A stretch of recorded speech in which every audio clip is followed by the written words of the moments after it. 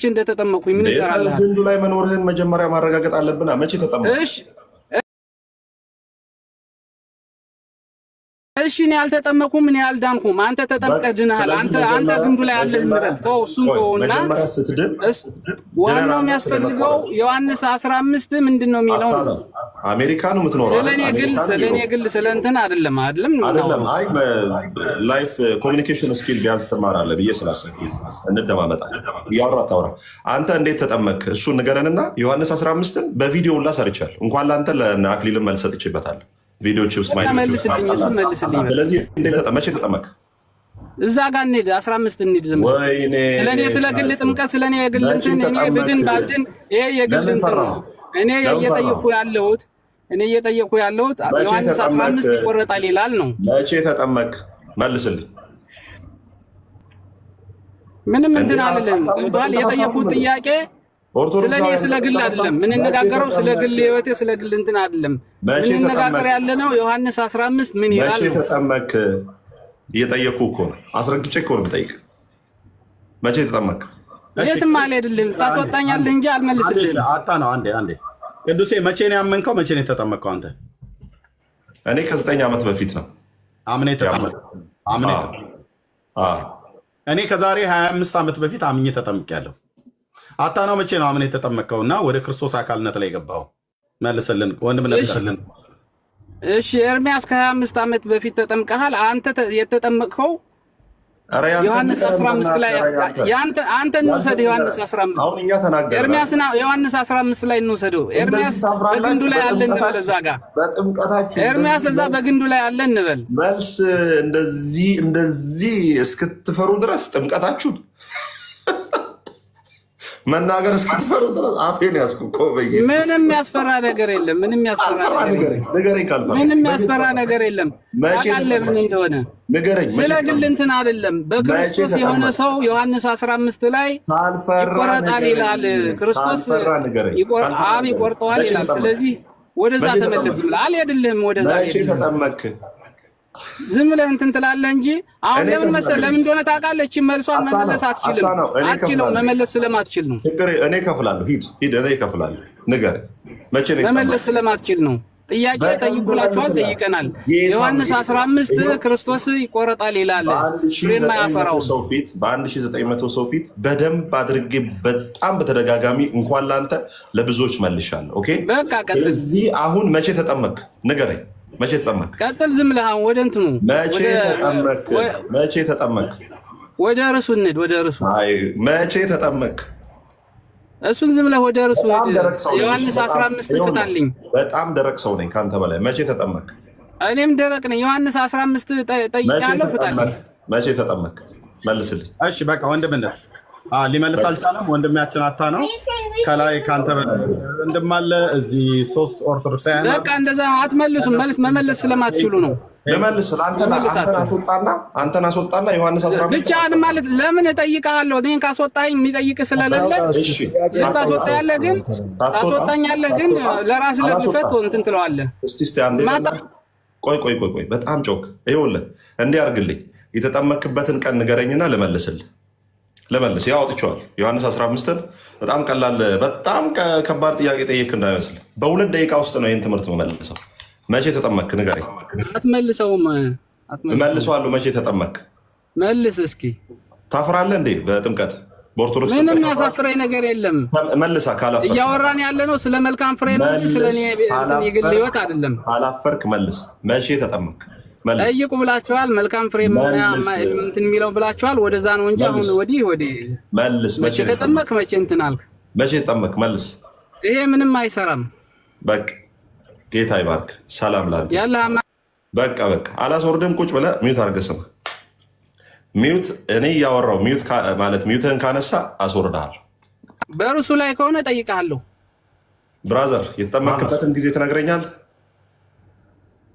ስለዚህ ሰዎች ኦርቶዶክሶች የተጠመቁበትን ቀን ለመጠየቅ ነው እንጂ የተቀመጣችሁ መልስ ለመመለስ አይደለም። ኧረ ይኸው ላስረዳ ነው። ዮሐንስ 15ን ብራዘር እና እንፍታው። ፍታው፣ በደንብ አድርገህ ፍታው። እኔ ይኸውልህ በደንብ አድርጌ እፈታዋለሁ። አንተ የተጠመቅበትን ነገር እየተነጋገርን እንፈታዋለን። አብረን እጠይቅሃለሁ። እዛ ላይ ስታወራ እንፈታዋለን። በቃ ከዚህ በኋላ ልታገሰኝ። ሰላም ላንተ ይሁን።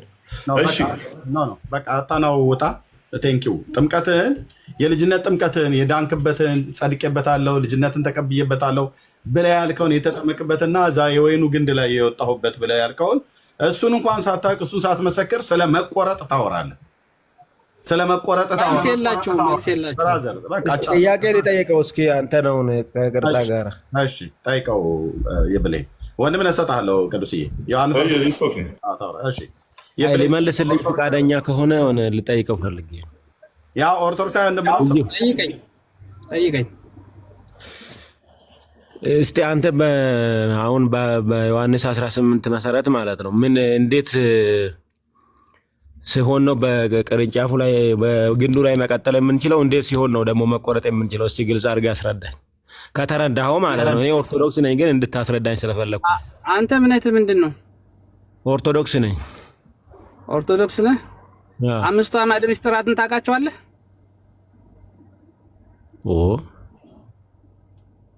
ምን ማለት ነው? አምስቱ አዕማደ ምስጢራትን ታውቃቸዋለህ ወይ? አውቃለሁ። እሺ ንገረኝ እስኪ። ምስጢረ ሥላሴ፣ ጥምቀት፣ እሺ ቁርባን፣ ምስጢረ ትንሣኤ ሙታን፣ በቃ ሞላ። በቃ አንተ ኦርቶዶክስ አይደለም። አልሞላም? የፈለከውን አምስቱን አዕማደ ምስጢር ጠየቅከው መለሰል። አሁን አልመለሰም እንዴ? ነገረ ሥጋዊ ክርስቶስን እንዴት ይረሳዋል? ዋናው አምስት ነገረ ሥጋዊ አሁን የጠየቀህ መለሰል። የጠየቀህ መልስ ማን አንተን ጥያቄ ምን ነበር? አንተ ይኸው አንድ ነገር ልንገር። ይኸው ከተረዳ አስረዳኝ። በቃ አሁን እኔ ጥያቄ የጠየቅኩ ለመረዳት ነው። አንተ የተረዳህበትን መንገድ ለማወቅ ነው። ይሄ ካልፈለክ ማስረዳት ካልፈለክ ግን መተው ትችላለህ። ችግር የለም እንጂ እኔ ኦርቶዶክስ ነኝ ካልኩኝ አንተ አይደለም ማለት አትችልም። ምክንያቱም ኦርቶዶክስ ነኝ ብለው ብዙ ስለሚዋሹ ነው። እሱ እነሱ የራሳቸው ጉዳይ። እንደዛ የሚል የሚያጭበረብር የሚዋሽ ካለ መብቱ ነው። እኔ ግን እንደ ኦርቶዶክሳዊነት አንተ እውነት እዛ አውለ እነሱን ጥያቄ ስትጠይቅ ምናልባት አንተ እዛ ላይ የተረዳው ነገር ካለ እንድታስረዳኝ ነው። እሺ ጠይቅ እንደገና። እና በዚህ በዮሐንስ ወንጌል መሰረት ማለት ነው አንድ ኦርቶዶክሳዊ ማለት ነው በግንዱ የሚቀጥለው ምን ሲሆን ነው? እንዴት ሲሆን ነው? ከዛ የሚቆረጠው ደግሞ እንዴት ሲሆን ነው የሚቆረጠው? እሺ በጣም አመሰግናለሁ። አንድ ኦርቶዶክስ በመጀመሪያ ደረጃ ያምናል፣ ይጠመቃል፣ የክርስቶስ ይሆናል። ኦኬ የክርስቶስ ከሆነ በኋላ መልካም ፍሬ ማፍራት አለበት ወይ እንጂ ለሱ ለወንድም የኮነ መመልስለት እኮ ምን ለኛ ጨምር ስለሆነ የምንሰማው አንዴ እኔ እቺን ተናገረ እና ለሱ ልመልስለት ውሸት አትበለኛ። በኦርቶዶክስ እምነት አምኖ መጠመቅ የሚባል ነገር የለም። ሳታምኑ ነው የተጠመቃችሁ። እሺ አንተ እንዳልኩ አንተ እሱንን አንተ መገዛው ወይ በቃ እስቲ ይመልስልኝ መረዳቱን ማመን ትችላለህ። ኤርሚያስ በቃ ይበላል። መቼ አምነህ ተጠመቅ? እኔ ለሱ ልመልስለት ያልገባውን መልስለት። ቴንክ ዩ ያልገባውን ልመልስለት። ስለዚህ አምነህ ትጠመቃለህ በኤፌሶን 2:10 ላይ። ከዛ በኋላ የክርስቶስ ከሆንክ በኋላ መልካም ፍሬ እንድታፈራ በክርስቶስ ተፈጥረሃል። ከፈለክ አንበው ኤፌሶን 2:10 ላይ መልካሙን ስራ ለመስራት ከዛ በኋላ ማለት ያ መልካም ፍሬ ማለት ነው። ያ መልካም ፍሬ አሁን እኔ ትልቁ ልጠይቅ የፈለኩትን ነገር ማለት ነው እንድታገኝልኝ ማለት ነው። ያ መልካም ፍሬ የምትለው ማለት ነው ፍጹም ከኃጢአት ንጹህ መሆን ሆኖ መቀጠልን ነው ወይስ የምትለው ወይ የሆነ ስራ ለምሳሌ የተራቡትን ማብላት እንደዛ አይነት ነገር ነው? ግልጽ ሁለቱን ለይልኝ እስኪ። ፍጹም ሆነ ያለ ኃጢአት መኖር ነው እንዳትቆረጥ የሚያደርግ ወይስ ደግሞ እንደዚህ አሁን እንዳልኩ ነዳያንን ማብላት እንደዛ አይነት እንደዛ አይደለም? አዎ ጥሩ እንትና አምጣል። አሁን አንድ ሰው መልካም ፍሬ ማለት ምንድን ነው? የምታደርጋቸው መልካም ፍሬዎች ምንድን ናቸው? መልካም ስራን ማድረግ፣ ለሰዎች ጥሩ ነገርን ማድረግ፣ የተራበን ማብላት፣ የታመመን መጠየቅ፣ የታሰረን ሄደህ መጠየቅ፣ የወለደችን አራስ ሄደህ መጠየቅ፣ ይሄ በሙሉ መልካም ፍሬ ነው። ገብቶሃል አይደል? ግን ሰው ይወድቃል። ሰው እስከሆንክ ድረስ ኃጢአት ልትሰራ ትችላለህ። ኃጢአት ስትሰራ ግን በንስሐ ትታጠባለህ። ቅድም ጠበቃለኝ ያለው ያንን ነበረ ልጠይቀው የነበረ ቅዱስን። ምክንያቱም አንድ ሰው ኃጢአት ሲሰራ በክርስቶስ እንደገና ንስሐ ገብቶ የሰራውን ኃጢአት ተናዞ ወደ እንትኑ ወደ ድነት እንትኑ እንዳይቆረጥ ወደዛ ይመለሳል ማለት ነው። ሰው እስከሆነ ድረስ ስለሚያጠፋ ማለት ነው። እና ይሄ ነው እንትኑ። ስለዚህ ክርስቶስ ራሱ ሲመጣ ኃጢአት ሰርቶ ቆይ ልጨርስልህ ሰው ማለት ነው በዛ በኃጢአት እየቆሸሸ ልክ ዮሐንስ 15 የሚጠይቅህ ክርስቶስ ሲመጣ የሚጠይቅህም ይሄን ነው። ማቴዎስ 25:31 ላይ ክርስቶስ ሲመጣ የሚጠይቅህ ስራብ አብልተኸኛልና፣ ስጠማ ጠጥተኸኛልና፣ ስታረዝ አልብሰኸኛልና ና ወደ ገነት ሂድ ነው የሚልህ። አንተን እንደዛ ታደረግ ገብቶሃል። ግን በመልካም ፍሬ የማይመላለሰው ግን ልክ በዮሐንስ 15 ላይ እንዳለው ይቆረጣል። አንተ እርጉም ሂድ ለሰይጣንና ለእንትኑ እንደተዘጋጀው ተብሎ ወደዛ ነው የሚላከው። ገብቶሃል አይደል? ስለዚህ አንተ በማቴዎስ 25:31 ጀምረ ስታነበው እዛ ላይ ታገኘዋለህ መልሱን የዚህን ዮሐንስ 15 እንዴት እንደምትቆረጥ ገብቶሃል። እና ይሄ ነው ወንድም አለም። ስለዚህ ያንን መልካም ነገር የማድረግ ነው እንጂ ከኃጢአት ጋር የተገናኘ ነገር አይደለም መቆረጡ ማለት ነው። ኃጢአት ስትሰራ በንስሐ ትታጠባለህ አልኩህ እኮ። ያንን ባታደርግ ትቆረጣለህ። አይ ማለት ንስሐ ለምሳሌ እንደ ኦርቶዶክስ አሁን እኛ ኃጢአት የሚሰራው በመናገር ይሰራል፣ በሐሳብ ይሰራል፣ በተግባር ይሰራል። አንተ ለምሳሌ ንስሐ ገባህ ማለት ፍጹም ሆነሃል፣ ምንም ኃጢአት የሚባል ነገር የለብህም ማለት ይቻላል። ኃጢአት እኮ ሲኖርብኝ እኮ ነው ወደ ንስሐ የሚሄደው። ኃጢአት ስሰራ በየለቱ ኃጢአት ስሰራ ትክክል ነው፣ ንስሐ እንገባለን። ግን ለምሳሌ በየለቱ ኃጢአት ስሰራ ሄደህ በንስሐ ትታጠባለህ፣ በክርስቶስ ደም ትታጠባለህ። ሌላም እንትን የለውም እኮ ይሄ። አይ ማለት ፍጹም ንጹህ መሆን ትችላለህ። ለምሳሌ አንተ ንስሐ አባት ጋር ራሱ እኮ ንስሐ እየገባህ እኮ በሐሳብ እኮ ልክ ያልሆነ ነገር አስበህ ያ ኃጢአት ሊሆንብህ ሁላ ይችላል። አንተ በተግባር አሁን አንተ ክርስቲያን ኦርቶዶክስ ከሆንክ እኛ ድነናል እየዳን ነው እንድናለን ብለን ነው አይደል የምናምነው። ድነት ክንን እያስፈጸምክ መሄድ አለብህ። ምክንያቱም ኃጢአት እንደምትሰራ ስለሚያውቅ ነው እየዳንን ነው የምንለው። ገብቶሃል? ለምን በዛ እንትን መመላለስ መቻል አለብህ። ኃጢአት ስትሰራ ንስሐ እየገባህ መልካም ፍሬ እያፈራህ ለሰዎች ለድሆች እየረዳህ ወደዛ እንትን ማደግ አለብህ ፍጻሜ እስከሚመጣ ድረስ። ልክ ሩጫዬን ጨርሻለሁ፣ ሩጫህን ልክ እንደ ጳውሎስ እስከምጨርስ ድረስ ልክ እንደ ጳውሎስ ሩጫህን ጨርሻለሁ እስከምትል ድረስ እስከምትጠራ ድረስ በመልካም ምግባር መመላለስ መቻል አለብህ። አንድ የዳነ ሰው አምኖ የተጠመቀ ሰው በመልካም ፍሬ መገለጥ አለበት። ይሄ ነው ወንድም አለም። አይ ቆይ አንተ ለምሳሌ አንድ ሰው ንስሐ ገባ ማለት ፍጹም በቃ ምንም እንከን የሌለው ይሆናል ማለት ነው? እንዴት ነው እስቲ አንተ እዛ ላይ ያስረዳኝ። ምክንያቱም ኃጢአት በሐሳብ ጭምር የሚሰራ ነገር ስለሆነ አንተ እኮ ንስሐ ገብተህ ከንስሐ ከገባህበት አባት ጋር ሳትመላ በሐሳብ እኮ ደግሞ ልስት ትችላለህ። ስለዚህ ያም ኃጢአት ነው አይደለም? አሁን ምን እየጠየቅህ እንደሆነ ታውቃለህ? እኔማ እየጠየቅኩት ምግብ ትበላለህ በኋላ አይርበኝም እያልክ እኮ ነው። በኋላ ምን ትበላ ትችላለህ እኮ። ስለዚህ ልንገርህ፣ ሐሳብን ግልጽ ላድርግ። ጥያቄህ ትክክል አይደለማ። ጥያቄማ ትክክል እኮ ነው። ይኸው ልንገርህ፣ አንተ በኃጢአት ምክንያት ነው የምንቆረጠው የምትለኝ ከሆነ ማለት ነው፣ ይኸው ግልጽ ያልሆነልኝ ወይ በኃጢአት ምክንያት አይደለም እነዛ ቅድም ያልካቸውን ተግባራት ባለማድረግ ነው ካልከኝ እሺ፣ እዛ ላይ ጥያቄ ግን በኃጢአትም ጭምር ነው መቆረጣችን የምትለኝ ከሆነ ደግሞ አንተ ፍጹም የምትሆንበት ጊዜ ስለሌለ በቃ በመቆረጥ ነው የምንኖረው ማለት ነው ወይ ነው እኔ አሁን ልጠይቀህ የፈለኩት። እንደዛ ከሆነ እኮ ያለ መቆረጥ አትችልም ከኃጢአት ወይ ደግሞ እኔ ፍጹም ሆናለሁ የምትለኝ ከሆነ እንደዛ ነገር አሁን አንተ ምን እንደሆነ ምን እንዳሰብክ ታውቃለህ? ያንተን እንደተረዳው ማለት ነው። ልክ አሁን አንድ የሆነ ኃጢአት ስትሰራ ትቆረጣለህ፣ ልክ የሆነ እንትን ኃጢአት ስትሰራ ትቆረጣለህ። እንደዛ አይደለም ክፍሉ የሚለው ዮሐንስ 15 የሚለው አንተ በኃጢአት ጸንተህ ያን ሁሉ እንትን እያደረክ በኃጢአት ኑረህ ክርስቶስ ሲመጣ ይቆርጣል ነው ዋናው እንትኑ። ገብቶሃል? በኃጢአት እየተመላለስክ በንስሐ ማትመለስ ከሆነ እግዚአብሔር እኮ ጊዜ ይሰጣል እስከ እንድትመለስ መንፈስ ቅዱስም ያግዛል እንድትመለስ ወደ ንስሐ ህይወት እንድገባ። ግን ያንን ቢብለህ በዛ እንትን ባትመላለስ ትቆረጣለህ ነው። ሌላ እንትን የለም እኮ። አሁን አንተ ያሰብከው ዛሬ የሆነ ነገር ስታደርግ ትቆረጣለህ፣ ከዛ በኋላ ደግሞ ትመለሳለህ። እንደዛ አይደለም አለቃ፣ እንደዛ አይደለም ወዳጄ።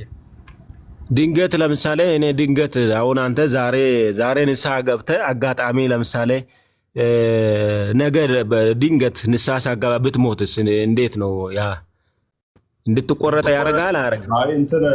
ክርስትና በድንገት አይደለም ወዳጄ፣ ክርስትና በድንገት አይደለም። እንደዚህ የሚባል ነገር የለም። ያልሆነ ነገር ድንገት አትበለኝ። ለምሳሌ አንድ ያለ ነው እንጂ ይሆናል። እንዴት አይሆንም? ይበላል። አንድ ራስ እንድጠይቀው አንድ ድካም ውስጥ ያለ በኃጢአት ውስጥ የተመላለሰ ያለ ኦርቶዶክስ የመኪና አደጋ ገጥሞት ቢሞት ኦርቶዶክስ ቤት ታውቃለህ፣ ሰው ዝም ብሎ ቢሞትም ፍትሐት እኮ አለ። ባይዘ ፍትሐት አለ። ዝም ብሎን አሁን ቤተክርስቲያኒቷን ትምህርት ባለማወቅ እኮ እንጂ ኦርቶዶክስ ቤት እንደፈለክ ከኖረ ፍትሐት አለ። ከእሱም ጋር አብሮ ይመልስል።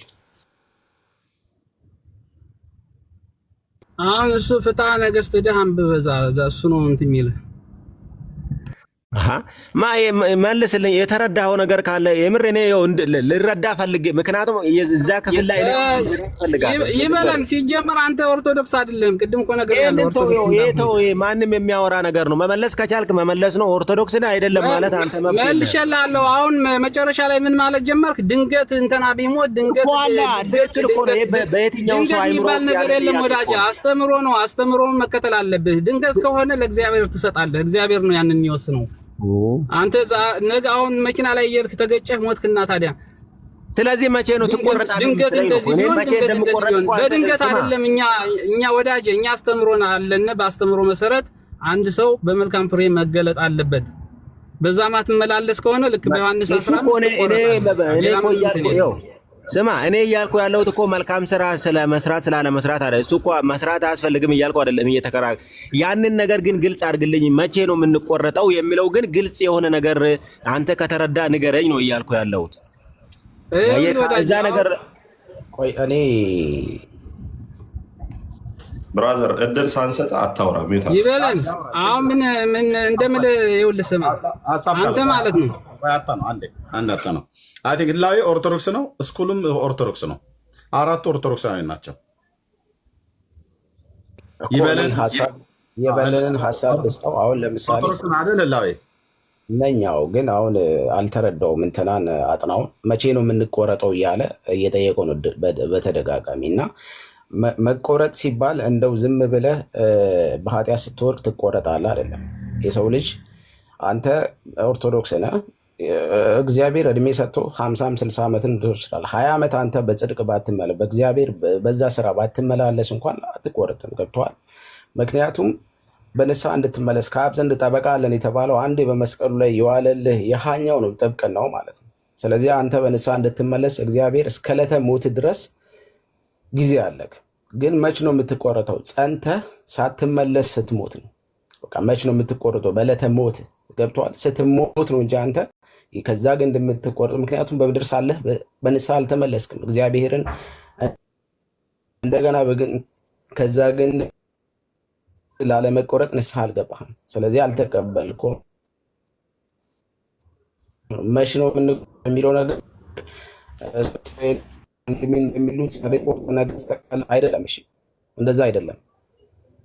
ስለዚህ አንተ መች ነው የምትቆረጠው? በዛ ኃጢአት ስትሞት፣ አንተ ስትሞት፣ አንተ ስትጸና፣ በዛ የጸና ነው የሚለው። ስለዚህ መጽናት የለብህ። እንዴት ነው ማጸናው? እንዴት ነው ላልጸና የምችለው? መንፈስ ቅዱስ ያግዛል። እግዚአብሔር ነው የተቀበልከው። እግዚአብሔር ከሆነ ኦኒዳን ህፃን እድሜ ልክን አትመላለስም። ገብቶሃል? ንስሐ ስትገባ እንደገና መንፈስ ቅዱስ ያገዛል። በዛ ትጸና። በመልካም ስራ መጽናት ይኖርብሃል። መልካም ስራ ማድረግ ይኖርብሃል። ግን ነው የምትቆረጠር ዛሬ ተቆርጠ ነገ ምን አይርቶታ። ገብቶሃል? ንስሐ ደግሞ ታይም ስኬጁል ተቀመጠለትም። እግዚአብሔር 3 4 ኃጢአት ባደረግ ቁጥር በንስሐ እንድትመለስ እግዚአብሔር ንስሐ አስቀምጧል። ህላዌ ቆይ ኔትወርክ ነው ወይስ ይሰማል? ኔትወርክ ነው የአንተ ኔትወርክ ነው? እዚህ ቅዱስ ነው እኔ እያወራሁ ነው። አይሰማም? ይበለን እስኪ አውራ ወይ አታ ነው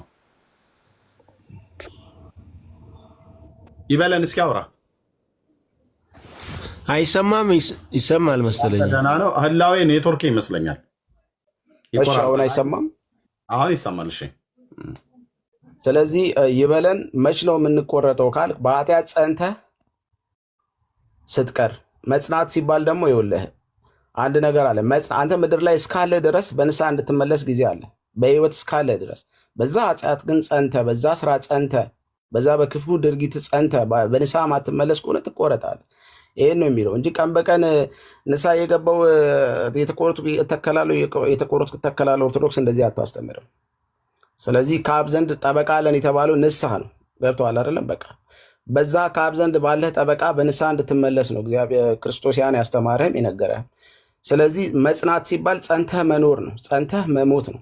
ስለዚህ አንተ ጸንተህ እንዴት ነው ጸንቼ በዛ በመልካም ስራ የምመላለሰው ካልክ፣ የሰው ልጅ ብዙ ጊዜ እንዴት ጻድቅ 7 ቢወድቅ 7 ይነሳል። ምክንያቱም ጻድቅ ብዙ ጊዜ ይወድቃል። ስለዚህ መውደቅ ራሱ ንስሐን እግዚአብሔር በአብ ዘንድ ጠበቃ አለን ያለው በንስሐ እንድንመለስ ነው ያዘጋጀልን። ስለዚህ መጽናት ነው አሁን እንድትቆረጥ የሚያደርገን መጽናት ነው እንጂ አንተ እንዳልከው ቀን በቀን ኳስ አይደለም። እሺ ወንድሜ፣ ምክንያቱም አንተ እየተቆረጥክ የምትተከል አይደለህም። ጸንተ ስትሞት ነው በቃ ከግንዱ የምትቆረጠው። ስለዚህ በህይወት እስካለ ምድር ላይ እስካለ ድረስ አንተ በንስሐ መመለስ ይችላል። ኦርቶዶክስ አስተምህሮቷ ይሄ ነው። ስለዚህ ሲሞት ነው የሚቆረጠው ማለት ነው ይበላል። በኦርቶዶክስ አስተምህሮ ሰው ሲሞት ነው የሚቆረጠው። አዎ በምድር ላይ እስካለ ድረስ በንስሐ እንዲመለስ፣ ምክንያቱም ንስሐ መግባት አለ። በቃ ጠበቃው ማለት ያ ነው፣ ይመለሳል በንስሐ። አንተ ግን እንዳልከው ግን ንስሐ በገባ ቁጥር እየሄደ ዛፉ ላይ ግንዱ ላይ የሚተከል አይደለም። እንደዛ የሚል ካለ የኦርቶዶክስ አስተምሮ ታሳየን ቅዱሴ። አንተ በግንዱ ላይ ነህ ህላዊ። እሱን ተወው። አሁን እኔ አሁን ለምን ተወዋል ብራዘር? ለምንድን ነው አይደለም? ለምን ትፈሩታላችሁ? አንተ በግንዱ ላይ ነው። አንዴ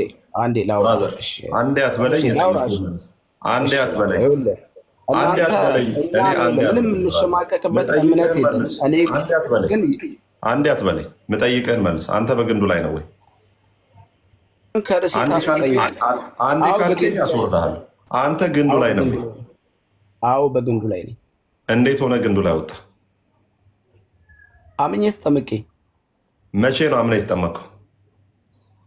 እኔ 15 ዓመት እንደዛው ነኛል። የ14 ዓመት። በኦርቶዶክስ ሰው ሲጠመቅ አምኖ ነው የሚጠመቀው? በ40 ቀኑ ወንድ ልጅ በ40 ቀን ነው የሚጠመቀው? ቆይ ጠየከኝ አይደለም? እየጠየኩ እኮ ነው። በኦርቶዶክስ አስተምሮ ሰው በ40 ቀኑና በ80 ቀኑ ነው አይደለም የሚጠመቀው? እሱ የህፃናት ጥምቀት ነው። ይህን የህፃናት ጥቅምት መካኒሱም ትቀበላለች። ስለዚህ እሱን አንድ ላይ ነው። መጀመሪያ የራስህን ፍታ። በኦርቶዶክስ ስለ ህፃናት ጥምቀት ወንድሜ እየጠየቁ ጥምቀት ስንት ነው? ኦርቶዶክስ ጥምቀት ስንት ነው? 2 ነው። ምንም ጥምቀት ስንት ነው? አንተ ይኸውልህ እያነሳ ያለኸው ለምሳሌ አንተ አሁን መናፍቅ ነህ። በእኛ ቆይ አንዴ መናፍቅ ነህ። መናፍቅ ማን እንደሆነ በኋላ ላሳየህ እኮ። 2 ጥምቀት ነው ያለው በኦርቶዶክስ። እየሰማኸኝ? 2 ጥምቀት እኮ ምሳሌውን እየሰጠው ወይ አንዴ ህላዊ፣ አንደኛ ተደማምጣችሁ ነው እያወራችሁት ያለ ጥያቄ ነው እየጠየቃለ። ለጠየቀው ጥያቄ መልስ። ለምንድን ነው መቼ ነው ግንዱ ላይ የወጣችሁት? መቼ ነው የተጠመቀው ተብሎ ሲባል የስላሴ ልጅነትን አገኘሁበት ብላችሁ የምትሉትን ጥምቀት ለምን እዚህ እንደምታፍሩበት ነው። ቅድምም አታናው እንደዛ ነው ሲል ነበር። አናፍርበትም። ካላፈርክበት ከወንድምነት ጋር አውራ። ለሚጠይቅ ጥያቄ አንተም ለጠይቀው እሱ ይመልስላል፣ እሱም ለሚጠይቀ አንተ ይመልስላል። ከዛሬ ስለዚህ ጥምቀት ስንት ነው በኦርቶዶክስ? እርሱ መልካም ፍሬ ነው እኮ። ኧረ እባክህ ችግር የለም። ከዚህ በኋላ ከከፈት አስወርዳል። ወንድሜ አንድ ጥምቀት ነው ያለው። ስማኝ እባክህ፣ አንድ ጥምቀት የህፃናትና የአዋቂ የሚባል የለም። ስለዚህ በ40 እና በ80 ቀኑ ሰው ይጠመቃል። ምን አምኖ ነው የሚጠመቀው? ኦኬ። ስለዚህ እኔ የምጠይቅንም ትመልስልኛለህ። መልስ ከመለስክ በኋላ ገባኝ። ኢንተራፕት የምታደርገኝ ይኸውልህ እዚህ ጋር ስሙ። ምክንያቱም አንተ ብቻ እናንተንም አስተምሮ እንጠይቃለን። ብራዘር ለእኔ ነው የምታወራው። እኔ ጠይቄሃለሁ፣ መልስ ትሰጠኝና ከዛ የኔን እነግርሃለሁ። ምን አምነህ በ40 ቀን ትጠመቃለህ በኦርቶዶክስ? ማስረጃ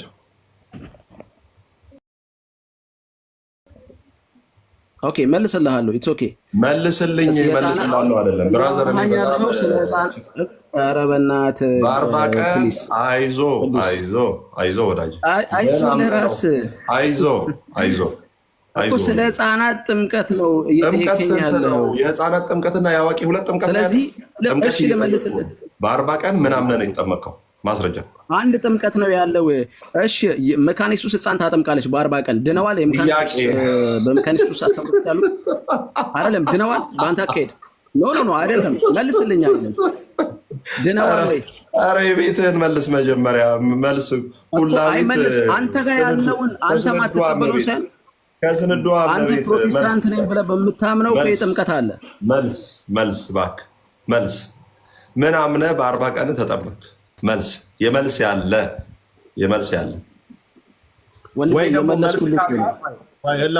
መልስ ካጣ የመካነ ኢየሱስ ቤተክርስቲያን ቄሶች መጥተው መልስ ይመልሱለት። ምክንያቱም መካነ ኢየሱስን ተቀብለዋል ብዙ ኦርቶዶክሳውያን።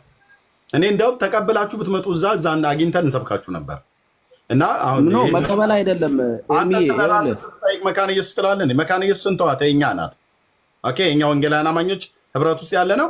የእናንተ እኛ ከጥንት ነን ስትሉ አልነበር? በእድሜም ደግሞ እኛን የፊተኛ ውስጥ ነበር። ስለራስ ስትጠይቅ መካነ ኢየሱስ እኮ አትበል። ስለራስ ስትጠይቅ መሰረተ ክርስቶስ እኮ ሙሉ ወንጌል አትበል። በቃ የህፃናት ጥምቀት ይኸውልህ ለምን መሰለህ የመካነ ኢየሱስን እየተቀበል የኦርቶዶክስን አልቀበልም ማለት ነው። ስለ መካነ ኢየሱስ አልጠየቅንህም። ስለ ኦርቶዶክስ ጥምቀት ነው የጠየቅንህ። የ40 ቀን የ80 ቀን ጥምቀት። እሱን ጥምቀት መልስና ከዛ በኋላ እኛ ስጠይቀን ስለ መካነ ኢየሱስን ከጠየቅ እንመልስልሃለን ማለት ነው። አንተ አሁን የራስህን መልስ። ጓይዶ ወንድምነት እሺ። በ40 ቀን ምን አምነህ ተጠመቅ? ገላትያ 3 ቁጥር 27 ላይ ክርስቶስ ጋር አንድ ለመሆን የተጠመቃችሁ ክርስቶስን ለብሳችሁ አይለት። ስለዚህ እኛ ጥምቀት ጥቅም አልጠየቅኩ። ምን አምነህ በ40 ቀን ተጠመቅ ነው ወንድሜ? እየነገርኩህ እኮ ነው ወንድሜ። የእምነትን ጥቅም የጥምቀትን ጥቅም ነው እየነገርኩህ። ጥምቀት አይጠየቅም። እኔ ብራዘር ጥምቀት ሁለት ነው እንደ የህፃናት ያወቂ የምትለኝ? ጥምቀት አንዲት ሃይማኖት አለ እንደ የምትሉት? ኦርቶዶክስ ቤት በ40 እና በ80 ቀናችሁ ምን አምናችሁ ተጠመቃችሁ? የጥምቀትን ጥቅም አልጠየቅኩም። ጥያቄ እንዳልጠይቅህ እኮ ነው። አሁን ለምንድን ነው የጠየቅኩትን መጀመሪያ መልስ፣ ከዛ ትጠይቀኛለህ። ጌታ መልስልሃል። በ40 እና በ80 ቀን ምን አምነህ ተጠመቅ? ገላትያ 3 ላይ ቁጥር 27 ላይ ታገኛለህ። ወይኔ እሱ የጥምቀትን ጥቅም ነው የሚናገረው ብራዘር። እሱ የጥምቀትን ጥቅም ነው። ከጥቅሙ አንጻር አሁን የጠየቀኝ ያለው ከጥቅሙ አንጻር እኮ ነው። አልጠየኩም። እሺ ስለዚህ ምንድን ነው የምጠይቀኝ? ጥቅም አልጠየኩም። በ40 እና በ80 ቀን ምን አምነህ ተጠመቅ ነው ያልኩት። የጥምቀትን እምነት ማለት ጥቅም አልጠየኩም። አማርኛ በደንብ ነው የምችለው። በ40 እና በ80 ቀን ምን አምነህ ተጠመቅ? መልስልኝ። እሺ መጽሐፍ ቅዱስ ላይ በ40 እና በ80 ቀን እንዳይጠመቁ የሚከለክል ነገር ምን አለ? እየጠየቅኩ ነው። በ40 እና በ80 ቀን ምን አምነህ ተጠመቅ? ወንድሜ እየመለስኩልህ ነው። አሁን እኔ ጥያቄ ልጠይቅህ። ጥያቄ መች መለስ? እኔ በማውቀው ልክ መልሼልሃለሁ። ምንም ምኑን መለስክልኝ? ጥያቄ አሁንም ለ8ኛ ጊዜ ልጠይቅ። በ40 እና በ80 ቀን ምን አምነህ ተጠመቅ? ነገርኩህ እኮ ምን ነገር 3 ቁጥር 27 ላይ ክርስቶስን ለብሰነዋል። በቃ በዛ የጥምቀትን ጥቅም ነው የሚናገረው። እሱ አንጻር ነው ታዲያ። ጥቅም አልጠየኩም ብራዘር። በደንብ አድርጌ ነው አማርኛ የምችለው ብራዘር። ትቀልዳለህ እንዴ? ከዚህ በላይ ምን ልመልስልህ? አታምታታም። በ40 እና በ80 ተረጋጋ እላለሁ። በጣም ነው ደስ የሚለኝ። አታምታታም ስል በ40 እና በ80 ምን አምነህ ተጠመቅ? መልስ። ቀደም ራሱ በስራ በኩል የያዕቆብ መልእክትን ያቦቁ ማውራት ነው ዋናው ፖይንት። እኔ በ40 እና በ80 ቀን ምን አምነህ ተጠመቅ ነው ጥያቄ። ህላዌ ኧረ በጌታ መለስኩልህ እኮ። ገላትያ 3 ላይ ቁጥር 27 ላይ ክርስቶስን ለመልበስ በልጅነት ተጠመቅን። ወደ ክርስቶስ ምንቀርብ ጥቅሙን አልጠየቅኩህም። ጥቅም አይደለም ለምትጠይቀኝ መልስ ነው። ስማኝ አማርኛ ላስተምር። እኔ ከደቡብ መጥቼ አማርኛ ላስተምር። የጠየቅኩ የጥምቀትን ጥቅም አይደለም የጠየቅኩ ምን አምነህ ተጠመቅ? አንተ ታዲያ ለምንድን ነው የምንጠመቀው? ጥምቀት ምንድን ነው አስፈላጊነቱ? አይዞህ የጥምቀት አስፈላጊነት ምንድን ነው? አንተንም እኮ ይታዘባል። በ40 እና በ80 ቀን አንተን ነው ህዝቡ የታዘበ ያለው። መልሳት ወዲህ ወዲያ የጥምቀት ጥቅሙ ምንድን ነው? ጥምቀት እኔ አልፋታህም ብራዘር፣ በጣም ደረቅ ሰው ነኝ። በ40 እና በ80 ቀን ምን አምነህ ተጠመቅ? መልስልኝ። ለመጨረሻ ጊዜ ልመልስልህ። መቀበል አለመቀበል የአንተ ምርጫ ነው። ግን እኔ እንዳልጠይቅህ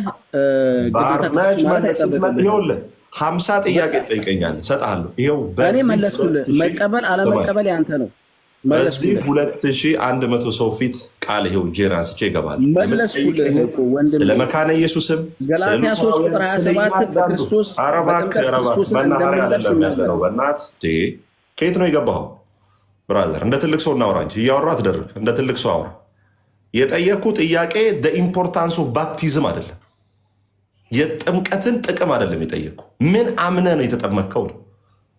ምን አምነ ተጠመቅ? ሰላም ለኪ ላስወርድ ነው ፖዝ ላይ ስለሆንክ ሪፖርት ስለምታደርጉ ማለት ነው። ማናችሁንም አላምን።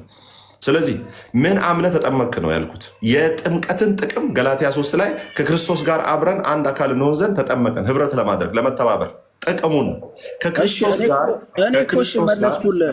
እሺ አንተ ህፃናት በዛ እድሜ ሲሆኑ ምንድነው ሲሞቱ ምንድነው የሚሆኑት?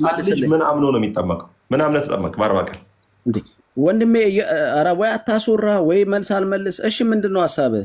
እኔ እኮ አሁንም ለ10ኛ ጊዜ ክርስቶስን በጥምቀት ስለምናገኘው ወደ ክርስቶስ በጥምቀት ስለምንቀርብ ጥቅም አልጠየቁም። በ40 እና በ80 ቀን ምን አምነ ተጠመቅ? መግባባት የሚቻለው ወንድሜ። እሺ በእናንተ አስተምሮት ያለውን አስተምረኝ። እንኳን አንተ የቤተ ክርስቲያናችሁ ሊቀ ሊቃውንት አይመልሱት። ማንም አይመልስም ይሄን ጥያቄ። ለምን? ሻወር ነው የምትወስዱት እናንተ ጋር። እሺ ጥያቄ መልስ የለህም። ሚውት አድርግ። ከከፈትክ አስወርድሃለሁ። ከሌላ ሰው ጋር አወራለሁ። ይበለን። እሺ አታ ነው በ40 እና በ80 ቀን ምን አምነህ ተጠመቅ? አታ ነው። ቆይ ይበለን። አሁን እርሱ ከመልካም ስራ ወደ ህፃናት ወረደ። የእኛ አይደለት ቤቱ ቲክቶክ የኛ ነው አይደል? ቀየረ። በ40 እና በ80 ቀን ምን አምነህ ተጠመቅ? በጣም ጥሩ። ያንን አለመመለስ እንደመቻለህ አንደኛ አረጋግጠናል። ዮሐንስ 15ን መመለስ እንደማትችል አረጋግጠናል። አሁን ወደ ህፃናት ጥምቀት አዳምጠን ወደ ህፃናት ጥምቀት ልበል። በ40 እና በ80 ቀን ምን አምነህ ተጠመቅ? ጥቅስ ልስጥህ። ምን አምነህ ተጠመቅ? እሺ ዮሐንስ 3:5ን አንብልኝ። ዮሐንስ 3:5 እንደዚህ ነው እንጂ በእናትህ በጣም ደስ የሚል ወዳጆቼ፣ ሁላችሁም ጴንጤዎች አሁን ሰው ፈለገ መሐመድ ቲክታክ ላይ ማነው ቴሌግራም ላይ የወጣበትን ዘመድኩን በቀለ ስለጻፈበት ያ እሱ ላይ ያለውን አምጥቼ ስላነበብኩ እንግዲህ ጀሌዎቹን አሰማርቷል ማለት ነው። እንደ ዛሬ ሪፖርት ተደርጎ አያውቅም። ምንም ልረዳህ አልችልም። እኔ አይደለሁም። የራሱ ወንድምን የጻፈብህ የራሱ ወገኖች ናቸው። ምንድነው ቴሌግራም ግሩፕ ላይ ያስቀመጡት እሱ ነው እንደዚህ እያደረገ ያለው ማለት ነው። እና ዘመድኩን በቀለ የጻፈውን ከራሱ ቴሌግራም ላይ አምጥቻ አንብቤያለሁ። ያም ደግሞ የሆነበት እኔን ከዓመት በፊት ይመስለኛል ባልሳሳት የዲቤት ጥሪ አድርጌለት ወንድምነት እንደቅድሙ አድርገው አንተ ትልቁ ላይ ኮሎጎን አድርገን የዲቤት ጥሪ ቤት ውስጥ ገብቼ አንተ ስቀይረው ይሆናል ቤት ውስጥ ገብቼ የዲቤት ጥሪ ሳደርግለት የዲቤቱን ጥሪ ከመቀበል ይልቅ ቪዲዮ አለ አሳይቻለሁኝ። ቅድም ሲሳደብ ነበር። አንደኛ ምን ብሎ ኤርሚያስ ጾታውን ቀይሯል ብሎ ማለት ነው። ሁለተኛ የሴት ቅምጥ ነው ብሎ ከመሳደብ አልፎ ያው የሚከተል እኔ ብዙ ኦርቶዶክሳውያንን አውቃለሁ። ቤተክርስቲያኒቱም እንደዚህ አይነት ድፍረትን አታስተምርም ለልጆቿ። 66ቱ ይሄን ሰውዬ የተቃወመው የለም፣ ኖ ብሎ ያለው ሰው የለም። ይሄያው የአምላክ የእግዚአብሔርን ቃል ነው የተሳደበው። በነ ጳውሎስ የተጻፈውን 27ቱን የአዲስ ኪዳን መጽሐፍትን 39ን የብሉይ ኪዳን መጽሐፍትን 66ቱን የኢትዮጵያ ኦርቶዶክስ ቤተክርስቲያን በሱ ላይ ደግሞ 15 የዲትሮካኒካል የብሉይ ኪዳን ተጨማሪ መጽሐፍቶችን ጨምራ 80 አሐዱ ብላ የምትቀበለው በ66ቱ ላይ 15 ጨምራ ነው። 66ቱ እስትንፋሰ እግዚአብሔር ያለበት መጽሐፍ ቅዱስ የረከሰ ቅድስና የጎደለው ነው ብሎ ያለው እኔ ፈለገ መሐመድን ያልኩት እሱ ፈለገ አትናቴዎስ ብሎ ስሙን ይጠራል። አትናቴዎስ 66ቱ እስትንፋሰ እግዚአብሔር ያለበትን መጽሐፍ ቅዱስ የረከሰ ነው ብሎ ስላልተናገረ የቤተክርስቲያን አባት ስለሆነ ስለምናቅ በታሪክም ስለ አትናቴዎስ መጽሐፍ ቅዱስን በዚህን ያህል ልክ ይሄ አንድ ተራ ዱርዬ የተሳደበውን ያህል የአምላካችን የእግዚአብሔርን ቃል የተሳደበ እንጂ አትሳደብ፣ ወንድሜን አትሳደብ። ሚዩት አድርግ። እታች አውርደ ፈለገ ተጽዕኖ ተጽዕኖ ፈጣሪነቱ እኮ አየን። እና ምንድነው የሆነው? ይሄ ሰው ማንም የተቃወመው ማንም ተው ብሎ ያለው የለም። መጨረሻ ላይ ምንድነው ሆኖ የተገኘው? ወደ ወንጌል እንመለስ። ወደ ወንጌል ሚዩት አድርጉ። ካፈለጋችሁ ውረዱ፣ በሙሉ ኦርቶዶክስ አይነታችሁ ውረዱ እና እናገራለሁ ማለት ነው። ስለዚህ ከሀገሩ ሴት ጋር ሲማግጥ እሱ ራሱ የረከሰ ሰው ሆኖ ተገኘ ማለት ነው። የእግዚአብሔርን ቃል የረከሰ ነው ብሎ የተሳደበ ሰው የረከሰ ሆኖ ተገኘ። ይህንንም ደግሞ እነ ዘመድኩን በቀለ አወጡበት። ያወጣበት በጽሁፍ ማለት ነው እንጂ ዘመድኩን በቀለ አይደለም ዶክሜንቱን ያወጣው። ዶክሜንቱን ቴሌግራም ላይ ነው የወጣው። ቴሌግራም ላይ የተደፈሩ ሴቶች አወጡበት ማለት ነው። ሲያወጡበት እንደና ማነው ዘመድኩን በቀለ ቴሌግራሙ ላይ ያስቀመጠውን ሰዎች ሼር አደረጉኝ። ቀድማ አነበብኩት እና እኔ የአንዲት ሴት ባል ነኝ። እሱ ግን ከአራትና ከአምስት ሴት ጋራ ሲማግጥ የነበረውን አውጥተው አሰጡበት እና እሱን ስለተናገርኩ ዛሬ ጫን ያለ ሪፖርት ማድረግ ጀመሩ ማለት ነው። ቻለው ብራዘር ቻለው። ተጽዕኖ ፈጣሪ ሲሉ የነበሩት ለካ ተጽዕኖ የፈጠረባቸው በዚህ ጉዳይ ነው ማለት ነው። በተለይ በጣም ብዙ የአረብ ሀገር ሴቶች ተጽዕኖ ፈጣሪ ፈለገ ተጽዕኖ ፈጣሪ ሲሉ ነበር። እኔ በዲቤት አንድ ጴንጤ ጋር ቀርቦ ሲወያይ አይቼው አላውቅም። በእግዚአብሔር ቃል ሲሞግት ማለት ነው። 4 ጊዜ ጥሪ አቅርቤለት እምቢ ብለዋል። የቱ ጋ ነው ምንድነው ተጽዕኖ የፈጠረው? ለካ ተጽዕኖ የፈጠረው በጓዳ ነው፣ እህቶች ላይ ማለት ነው። የፖርኖግራፊ ፊልም እየላኩ ቪዲዮ እየላኩ ሄዱና ማነው ዘመድኩን በቀለ ቴሌግራም ላይ ግቡና ይዩት፣ በስሙ የጻፈበትን ማለት ነው። እኔም ጋር አለ። ቅድም እኔ አሁን ደጋግሜ እንትን አለ። ሄዱና ይዩት፣ ተጽዕኖ ፈጣሪ ሄዱና ተጽዕኖ ፈጣሪያችሁን ይዩት እና እጅ እግራችሁ እስኪዝል ድረስ እራሱ ከሀገር ሴት ጋር ሲተራመስ ማለት ነው የተገኘው። የፖርኖግራፊ ፊልም እየላከ ሳገኝሽ እንደዚህ ነው ማረግሽ እያለ ብሎ የሚል እሱ ለእናንተ ተጽዕኖ ፈጣሪ ነው። በሰው በሐሰት ስም ያጠፋል፣ የእግዚአብሔርን ቃል ይሳደባል፣ መጽሐፍ ቅዱስን ጾታ አስቀየርክ እያለ ይዋሻል። ይዋሽ በእርግጥ ምን ተዳይ ብራዘርዬ፣ ኦኬ ምን ተዳይ ያልኩ እና አሁን እዛ ስለሆነ ነው ሪፖርት እያደረጉ ማለት ነው። እንደ ዛሬ የቤቴ ላይ ሪፖርት ተደርጎ ያውቅ ቻሉት። የአረብ ሀገር ሴቶች የተባላችሁ ማለት ነው ተጽዕኖ ፈጣሪ። አዎ ተጽዕኖ ገባን ወጣላችሁ፣ አደባባይ ላይ ወጡለት አወጡ ማለት ነው። ስለዚህ እዚህ መታችሁ እንትን ከማለት ሄደሽ ለምን የምታሰድበን ብላችሁ በሉት፣ ለምን የምታሰድበን ብላችሁ በሉ። እሺ እና ወገኖች ኮፒ ሊንክ እና ሼር አድርጉት። በዚህ ምክንያት ነው ዛሬ ሪፖርት እያደረጉብኝ ያለው ማለት ነው። ለምን ዘመድኩን በቀለ የጻፈው ለምን አነበብከው ነው። አነበዋለሁ። ምን ስትል ነበረ በመጽሐፍ ቅዱስ ላይ የረከሰ መጽሐፍ ነው ብለህ ስትል የነበረው ሰውዬ አንተ በቅድስና ነበረው ስትኖር የነበረው ንጽህና የጎደለው ነው መጽሐፍ ቅዱስ ብለህ ስትል የነበረው የአምላኬን ቃል ላይ ቅርሻትን ስታቀረሻ የነበርከው ሰውዬ አንተ በንጽህና ህይወት ነበረ ስትኖር የነበረው። የሰደብከው የእግዚአብሔርን መንፈስ ነው። 66ቱ መጽሐፍ ቅዱስ የብሉይ ኪዳን ነቢያት፣ የአዲስ ኪዳን ሐዋርያት፣ የጌታችን የኢየሱስ ክርስቶስ ቅዱስ ወንጌልን ጨምረ ሁሉ ነው የረከሰ የቆሸሸ ንጽህና የጎደለው መጽሐፍ ነው ብለህ ያልከው። ቻለው። እንዳንተ አይነት አንድ ተራ ሰውዬ የእግዚአብሔርን ቃል ተሳድቦ ሞገስ አይሆንለትም። እግዚአብሔር እንደዚህ ያዋርዳችኋል ማለት ነው አደባባይ ላይ። ቴንኪው ለአንተ ድሉ ልስጥ። ቅድም ቪዲዮ ያጠፋሁት ትንሽ ቀጠሮ ስላለች ነው። እችን አውርቼ በሁለት ላድርገው። ኤርሚ እምቢ አለኝ እንደ ቅድሙ። ሌሎች አትነካኩ ወገኖች። እሺ ሆሲ ቀይሩ እስቲ። ሆሲ ወይ ሊያዬ ወይ ሆሲ ቀይሩት አንዳችሁ።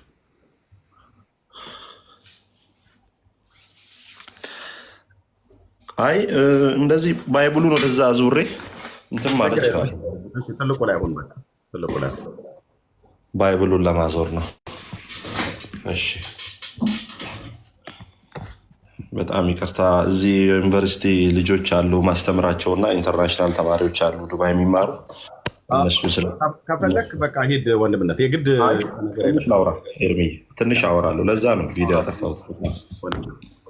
ከፍታለሁ እንትኑ ላይ ባይብሉ ላይ አድርጌ ልክፈት ብዬ ነው። ኦኬ ጌታ የተባረከ ይሁን። ዮሐንስ 15ን በጣም ሚስኮትድ ወይም ሚስ ኢንተርፕሬት ያደርጋሉ ብዙ ጊዜ ሰዎች ባለማወቅ። በጣም ቀላል የሆነ ለመረዳት የማይከብድ የመጽሐፍ ቅዱስ ክፍል ነው። ዮሐንስ 15 ከቁጥር 1 ጀምሮ ያይዞ የሚመለስ አንድ ጥያቄ ልጠይቅ ፈቃደኛ ከሆናችሁ። በኋላ ኤርሚዬን ትጠይቀዋለህ። እኔ ይሄን አውርቼ ከዚሁ ከምትመልሰው ጋር ከምታነበው ጋር የሚያያዝ ነው ብዬ ነው። በቃ የጠይቀው ወንድምነት። እሺ አሁን እንደ ፕሮቴስታንት ለምሳሌ አንድ ሰው የዘላለም ሕይወት ሊያጣ ይችላል ተብሎ የሚታመነው እንዴት ሲሆን ነው እስቲ የሚለውን አብረው። ብቻውን እሱ ሰፊ ኮንሴፕት ነው ብራዘር፣ በጣም ሰፊ ኮንሴፕት ነው። እንደዚህ ዝም ብለን በትንሽ ደቂቃ ውስጥ የምናወራው ነገር አይደለም። ግን ርዕስ ይዘን ራሱ ብቻውን ሰፊ ነው ይበለንዬ፣ በጣም ሰፊ ነው። ከጀመርነው አንዳንድ ሰው ሙሉን ሳይሰማ ይወጣና በቃ እንደፈለግ ሆኗል ይሏል። በዛ ጋር ደግሞ ያለው አይ ደህንነት እንደዚህ ይሆናል የሚል ሰፊ እኔ ብቻ ቲክታክ ላይ 40 ክፍል ነው ያስተማርኩት የደህንነት ዋስትናን እና ይሄንን በዛው ትንሽ ነገር ብቻ ተናግሬ ልውጣሽ። ትንሽ ነገር ብቻ ኤርሚ፣ እስከዛ ማታውቀውን ሰው አታስገባ ሪፖርት ስለሚያደርጉብን። ኦኬ እሺ። ዮሐንስ ወንጌል ምዕራፍ 15 እንደምታውቁት እንግዲህ መጽሐፍ ቅዱስ እስራኤልን የወይን ግንድ ብሎ ይጠራታል። የወይን ግንድ ብሎ እስራኤልን መጽሐፍ ቅዱስ ይጠራታል። እያንዳንዱን ጥቅስ አሁን ለማውጣት ጊዜ ስለሌለኝ እሱን በደንብ አድርጌ ያስረዳቸዋለሁ። ዮሐን ማለት እስራኤልን የወይን ግንድ ብሎ መጽሐፍ ቅዱስ ይጠራታል። የወይን ግንድ ብሎ የጠራበት ምክንያት ምንድን ነው? ራሱ እግዚአብሔር አምላክ በትንቢት መጽሐፍ፣ በሕዝቅኤል መጽሐፍም፣ በኢሳይያስ መጽሐፍም በደንብ አድርጎ እንደሚናገረው የወይንን ተክል ከግብፅ ወስጄ እስራኤል ላይ ተከልኩት ብሎ ራሱ እግዚአብሔር የተናገረውን የትንቢት ቃል በኋላ ኤርሚዬ ይሄድበታል፣ በደንብ ይናገራል። ስለዚህ እስራኤላውያን በብሉይ ኪዳን ምንድን ናቸው? የወይን ግንዶች ናቸው። እግዚአብሔር የመረጠው እግዚአብሔር የተስፋ ዘር አድርጎ የበኩር ልጄ ብሎ እግዚአብሔር የሚጠራው እስራኤልን ነው። ስለዚህ እስራኤል ምንድነው? የወይን ግንድ ነው። በየት በብሉይ ኪዳን በተሰጠው ሕግ መሰረት እግዚአብሔር የወይን ግንድ አድርጎ የተከለው ማንን ነው? እስራኤልን። ስለዚህ ጌታ ኢየሱስ ክርስቶስ ከመጀመሪያው ጀምሮ ይሁላችሁ የወይን ግንድ ነኝ አላለም። እውነተኛ የወይን ግንድ ነኝ። ስለዚህ እውነተኛ የወይን ግንድ ካለ ሞዴሬተር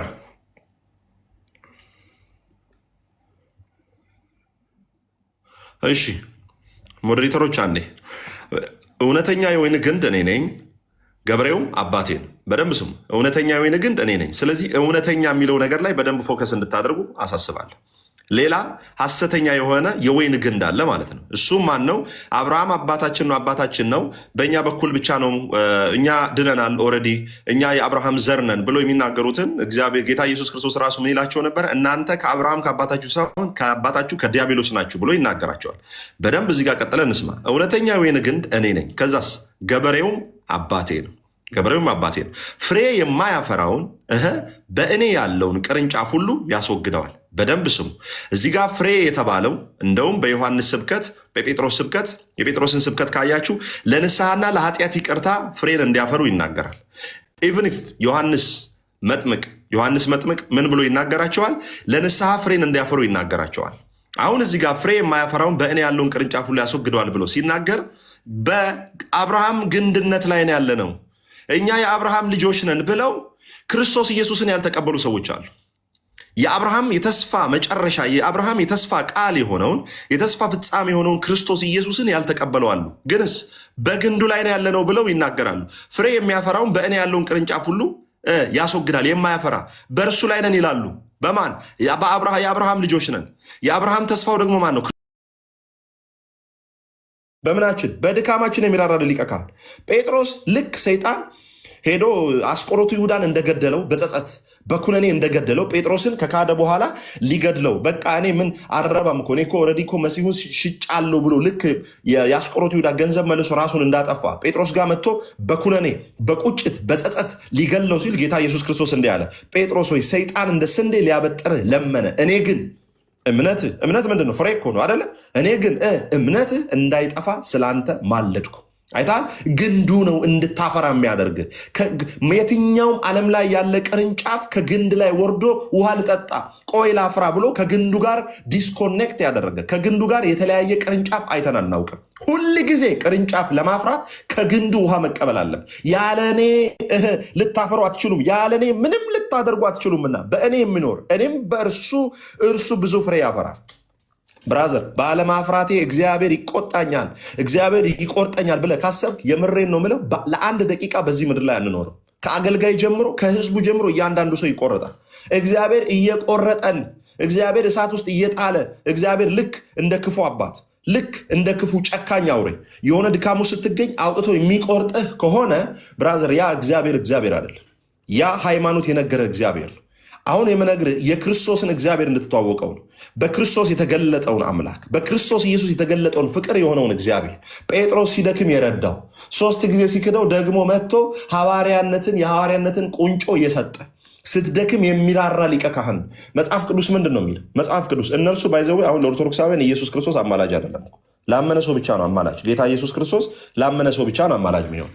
ከእግዚአብሔር ስላልተወለዱ የእግዚአብሔር ፍቅር በእነርሱ ውስጥ ስለሌለ ፍርሃት፣ ጭንቀት የሚከባቸው ለዛ ነው። በደንብ ስሙ። መጽሐፍ ቅዱስ ምን እንደሚል ልጆቼ ሆይ ኃጢአትን እንዳታደርጉ ይህን እጽፍላችኋለሁ። ማንም ኃጢአትን ቢያደርግ ከአብ ዘንድ ጠበቃ አለን። አሁን እነሱ ግን ኃጢአትን ብናደርግ እንቆረጣለን። ከአብ ዘንድ ግንዶ አለን። አይተሃል? ከአብ ዘንድ ማን አለን? ከአብ ዘንድ ጠበቃ አለን። እርሱም ጻድቅ የሆነ ኢየሱስ ክርስቶስ ነው። ግንዶ አለን እንድናፈራ፣ አቅም እንዲኖረን፣ በበጎ ስራ እንድንነቃቃ፣ ለመልካም ስራ ራሱ እንድንነቃቃ ጸጋውን ሰጥቶ የሚያቆመን ጌታ ኢየሱስ ክርስቶስ አለ። ከዛ እንዲህ ይላል፣ እርሱም የኃጢአታችን ማስተሰሪያ ነው። ለኃጢአታችን ብቻ አይደለም፣ ነገር ግን ለዓለሙ ሁሉ ኃጢአት እንጂ። ኢየሱስ ክርስቶስ ጌታ ነው። መጽሐፍ ቅዱስ በድካማችን ሊራራልን የሚችል ሊቀ ካህናት አለን። ስለዚህ እየተባለ ጌታ ኢየሱስ ክርስቶስ ኃጢአትህን ቆጥሮ የሚክስ የሚገድል ከግንዱ ላይ የሚያወጣ ቢሆን ኖሮ አንዳችንም ለአንድ ደቂቃ በዚህ ምድር ላይ በህይወት ሳስቴን ማድረግ አንችልም። የመቆረጥ አባዜ ላለባችሁ ሰዎች ሌላ ጥቅስ ላንብብ።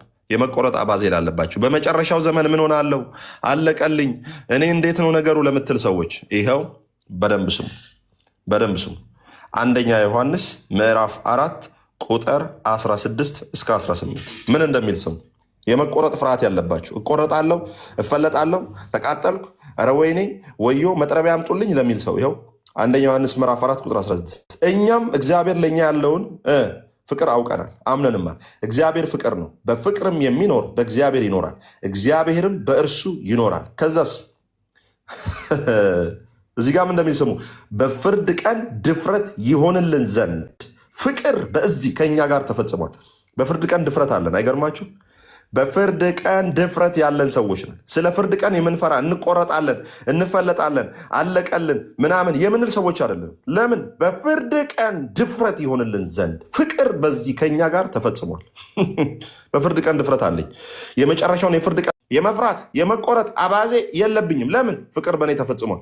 በፍርድ ቀን ድፍረት ይሆንልን ዘንድ ፍቅር በዚህ ከእኛ ጋር ተፈጽሟል። እርሱ እንዳለ እኛ ደግሞ እንዲሁ በዚህ ዓለም ነንና ኢየሱስ ክርስቶስ ጌታ ነው። አይታችኋል? ፍጹም ፍቅር ፍርሃትን አውጥቶ ይጥላል። ለምን? ፍጹም ፍቅር ፍርሃትን አውጥቶ ይጥላል። የእግዚአብሔር ፍቅር በህይወታችሁ ውስጥ ቢገለጥ ኖሮ ፍርሃት በህይወታችሁ ውስጥ የለም። ለምን? ትፈራላችሁ። ይቆርጠኛል፣ ይጥለኛል፣ ወይኔ አለቀልኝ፣ ምን ይሻለኛል፣ ኧረ ወይኔ። ለምን? የእግዚአብሔር ፍቅር ውስጣችሁ የለም።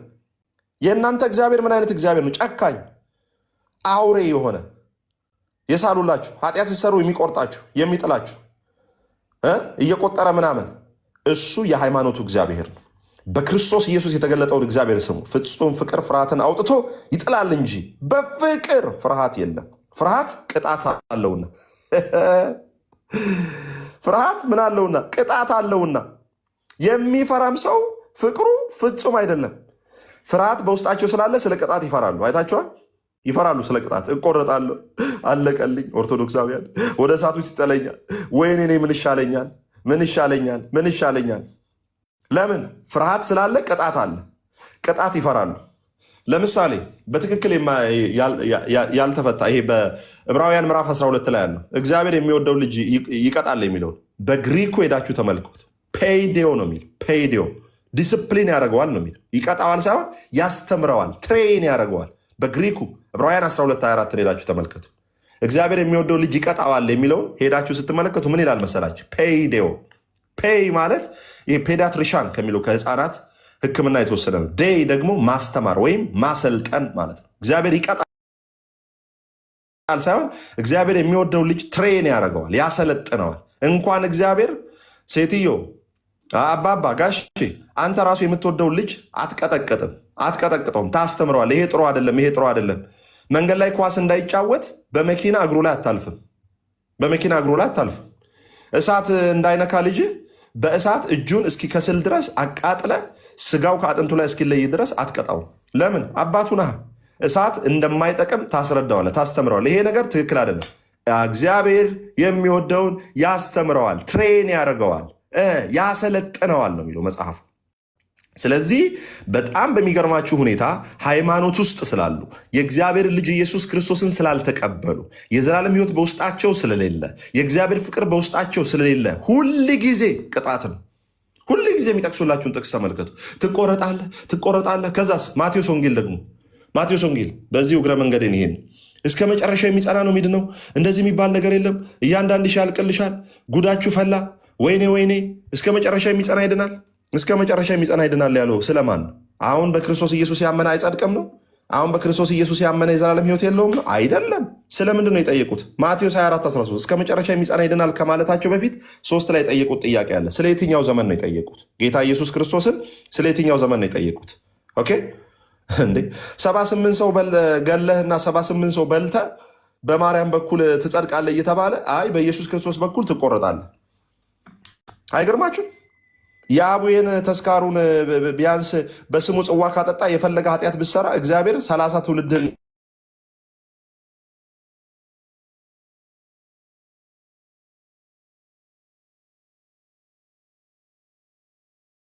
ወንድምነት ተቋርጣል። ጨረስክ? ቅዱሴ ወገኖች ይሰማችኋል? ተቋረጠ ወንድምነት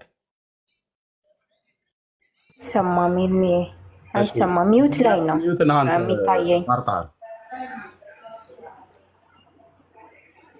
ቅዱሴ ሚዩት ከሆንክ አስወጣውና ይግባ ተመልሶ። በጣም ይቅርታ ስልክ ገብቶብኝ ነው። ይቅርታ። እችን ተናግሬ ልጨርስ። ይኸውላችሁ ማቴዎስ ወንጌል ምዕራፍ 24:3 ላይ እስከ መጨረሻ የሚጸና ይድናል ተብሎ የተነገረው ተብሎ የተነገረው ስለ የትኛው ጊዜ ነው? እርሱም 3 ላይ መታችሁ ተመልከቱ። ለምን ኦርቶዶክሳውያን አንድ ጥቅስ ሲወስዱና እዛ ላይ ወጥተው ነው በቃ የሚፈሩት የሚጨነቁት? ወንድም እህቶቻችን የሚፈሩት የሚጨነቁት ጥቅሱን ከፍ ብላችሁ አውድ አንብቡ። እስከ መጨረሻ የሚጸና አሁን እችን ጥቅስ ወስዶ ይቆረጣል፣ ካልጸና ይቆረጣል፣ ከግንዱ ላይ አለቀለት፣ ይቆርጠዋል እግዚአብሔር። ለምን? እስከ መጨረሻ የሚጸና ነው እንጂ ምንድነው? አሁን ያመነ አይጸድቅም፣ ወደፊት ነው ህይወቱ ታይቶ ነው የሚሉት። ለምንድን 3ን ከፍ ብሎ አላነበቡም? እንዲህ ይላል፣ እርሱም በደብረ ዘይት ተቀምጦ ሳለ ደቀ መዛሙርቱ ለብቻቸው ወደ እርሱ ቀርበው ንገረን፣ ይሄ መቼ ይሆናል? የመምጣትህና የዓለም መጨረሻው ምልክቱ ምንድን ነው? ስለ የትኛው ዘመን ነው የሚጠይቁት? ስለ መምጣቱና ስለ ዓለም መጨረሻ ምልክት ነው። ስለዚህ ይህንን ጥቅስ ሄዳችሁ የምትመለከቱት የቱ ጋር ነው? በሰባት በቀረው አንድ ሱባኤ ቀርቷል። አንድ ሱባኤ የቀረው የትኛው ሱባኤ ነው? የመከራው ዘመን። በ69ኛው ሱባኤ መሲሁ መጥቷል ወደ እስራኤላውያን። እስራኤል አልተቀበሉትም። በእስራኤል ላይ ድንዛዜ ነው ያለው።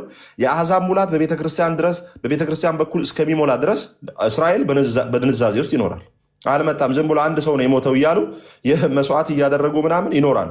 ኢየሱስ ክርስቶስ ደግሞ የተባረኩ ደግሞ አይሁዳውያን ደግሞ መሳኒክ ጁሾች ደግሞ እየዳኑ ይቀጥላሉ ማለት ነው፣ ብዙም ባይሆኑ። ኦኬ ምንድን ነው አሁን ይሄ የመምጣትህና የዓለም መጨረሻ ምልክቱ ምንድን ነው? እስከ መጨረሻ የሚጸናውን ሲናገር እንዲህ ይላል። ስለ መጨረሻው ዘመን፣ ስለ መከራው፣ ስለ አንዱ ሱባኤ፣ ስለ እስራኤል ነው የሚናገረው። ኢየሱስም መልሶ እንዲህ አላቸው፣ ማንም እንዳያስታችሁ ተጠንቀቁ። ብዙዎች እኔ ክርስቶስ ነኝ ያሉ በስሜ ይመጣሉ፣ ብዙዎችን የጦርን ወሬ ህዝብ በህዝብ ላይ ይነሳል። በዚያም ጊዜ ለመከራ አሳልፎ ይሰጧችኋል፣ ይገድሏችኋል። ስለ ስሜም በአሕዛብ ሁሉ የተጠላችሁ ትሆናላችሁ። በዚያም ጊዜ ብዙዎች ይሰናከላሉ፣ እርስ በርሳቸውም አሳልፈው ይሰጣጣሉ፣ እርስ በርሳቸውም ይጣላሉ። ብዙ ሐሰተኞች ነቢያት ይነሳሉ፣ ብዙዎችንም ያስታሉ። ከአመፃም ብዛት የተነሳ የብዙ ሰዎች ፍቅር ትቀዘቅዛለች። እስከ መጨረሻ የሚጸና ግን እርሱ ይድናል። ስለ የትኛው ዘመን ነው? ስለ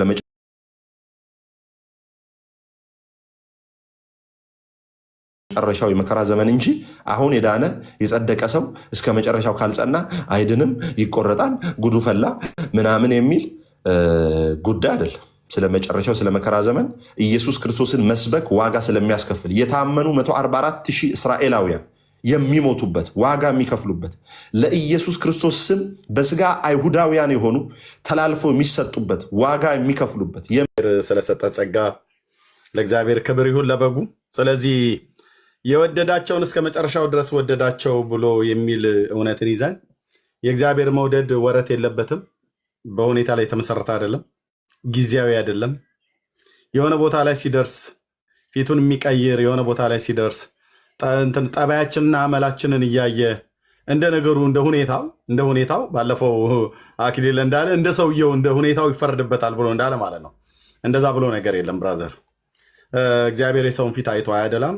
ሲወድ ያለ ምክንያት ነው የወደደው፣ ሲጠላም ያለ ምክንያት አይጠላም። እና ጌታ ለዘላለም ስሙ የተባረከ ይሁን። እግዚአብሔር እጅግ አድርገን እናመሰግናለን። ይህችን መዝሙር ከሰማን በኋላ ወደሚቀጥለው ክፍል ላይ መሄድ እንችላለን። በተለይ ስኩል እስኪ አንድ ዜ ከይቅርታ ጋር ጥያቄ ስላለኝ ነው። ቆይ ጠይቀናል። ቴንኪው። ይህን መዝሙር ከሰማን በኋላ ከዛ ጥያቄ ካለህ ናታን እቀበላለሁ። ኦርቶዶክሳዊ ማነው አይሁዳዊ ወንድም ረጅም ሰዓት ቆይታል። ቴንኪው። እዚህም ጋር ደግሞ ስኩል ብሎ የሚለው ስም ኦርቶዶክሳዊ ወንድም ነው። እችን መዝሙር እንስማና ወደዛ እንሄዳለን። ጸጋ ይብዛላችሁ፣ ተባረኩ። ምን ተገኘና ብሎ የሚል መዝሙር እንሰማለን። ይሄ ጌታ እንደዚህ ከወደደኝ፣ የእግዚአብሔር ልጅ የዳዊት ልጅ እንደዚህ ከወደደኝ፣ የአብርሃም አምላክ እንደዚህ ያለ አያውቁትም ነበር። እስራኤልም ብዙም አላስተዋለውም፣ ግን እነሱ ከኛ ይሻላሉ። ምክንያቱም የተስፋው ዘር በእነሱ በኩል እንደሚመጣ እግዚአብሔር ከምድር መካከል ለይቶ የመረጠው ሕዝብ ስለሆነ ማለት ነው እስራኤልን። ሆኖም ግን 1000 ዓመታት ሲጠበቅ የነበረ አብርሃም በሩቅ አይቶ የተሳለመው ሙሴ በግብፅ ሳለ ከእግዚአብሔር ሕዝብ ጋር መከራን መቀበል የመረጠበት ትልቁ እስራኤል ልትስተው ማትችለውን ልትተላለፈው ማትችለውን ተላለፈችው። ይሄም ምንድን ነው? እግዚአብሔር ከሽማግሌው ቤት በስጋ እንደሚወለድ ራሱ አምላክ ያህዌ እንደሚወለድ አሮጊቷን እናታችንን ሳራ አቆይቶ አሰንብቶ በ91 ዓመቷ እንድትወልድ ያደረገው ምክንያቱን የሆነ አንድ ልጅ ሰጥቶ ከብቶች ምናምን ነገር ለመጠበቅ ለመሯሯጥ ርስት ለማውረስ ብቻ አልነበረ። የዛማ ቢሆን ሞልቷል። እንትናም ማነው እስማኤልስ ተወልዷል ነበረ። አብርሃም የሱ ከሆነ የግድ ከማህፀን የወጣ ከብት ለማውረስ ምን ለኤሌዘርም እኮ ማውረስ ይችል ነበር። ከምድር ከመንገድ ላይ ጠራርጎ ያስከተላቸው 300 ባሮች ነበሩ በቤቱ።